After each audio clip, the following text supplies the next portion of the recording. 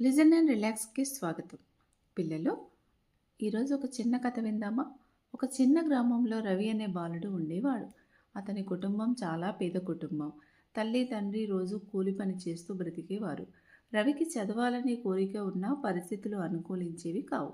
ఒకరోజు స్కూలుకు వెళ్తుండగా అతను తన స్నేహితులను చూసి దిగులు పడ్డాడు. వాళ్ళందరికీ మంచి మంచి బట్టలు పుస్తకాలు ఉన్నాయి. రవికి మాత్రం ఒకే పుస్తకం పాత బట్టలు ఉండేవి. ఇక ఈ చదువంతా నా వల్ల ఏమవుతుంది అనుకున్నాడు. అదే రోజు స్కూల్లో గురువుగారు ఒక మాట చెప్పారు. పరిస్థితులు మనల్ని కాదు, మన ఆలోచనల్ని, మన భవిష్యత్తు నిర్ణయిస్తాయి అని.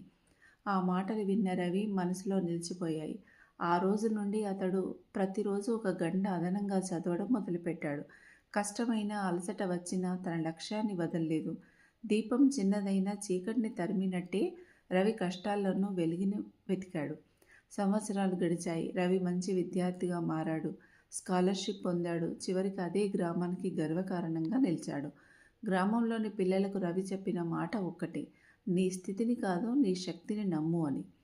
ఎంత కష్టం వచ్చినా కూడా ప్రయత్నం ఆగకుండా ఉంటే విజయం తప్పకుండా మీ వెంటే ఉంటుంది అని రవి చాటి చెప్పాడు.